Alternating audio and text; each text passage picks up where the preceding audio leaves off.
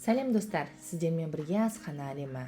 Және бүгін дастарханға табиғи дәммен толы қолдан жасалған ірімшік ұсынамыз. Сүттің тазалығын, сүзбенің жұмсақтығын бойына сіңірген бұл ірімшік нағыз үйдің жылулығын сездіреді. Ешқандай қоспасыз, еш артық дүние қосылмаған, тек адал еңбек пен шынайы дәм. Ендеше сіздерге дайындалу процесін көрсетейін.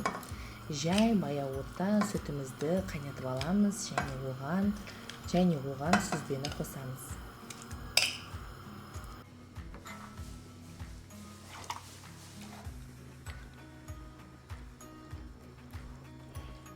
Видеодағыдай көк суы бөлек шыққан соң ірімшігімізді сүзіп аламыз.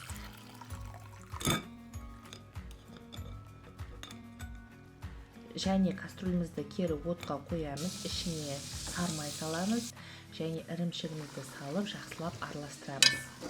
Жақсылап араластырып болған соң дәміне қарай секерін, тұзын саламыз және де ас содасын салып бәрін біркелкі араластырып, алдын ала дайындалған ыдысымызға сармайды салып, оны алдын ала дайындалған ыдысымызға сармайды жағып, ірімшігіміз жабысып қалмау үшін үстіне ірімшігімізді саламыз.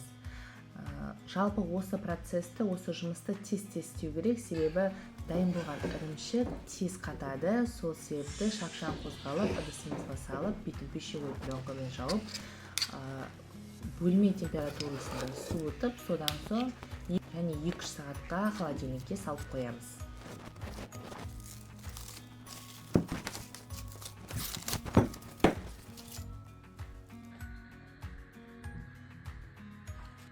Қолмен дайындалған ірімшік үйдің иісі, ананың мейірімі, ауылдың шынайы дәмін береді.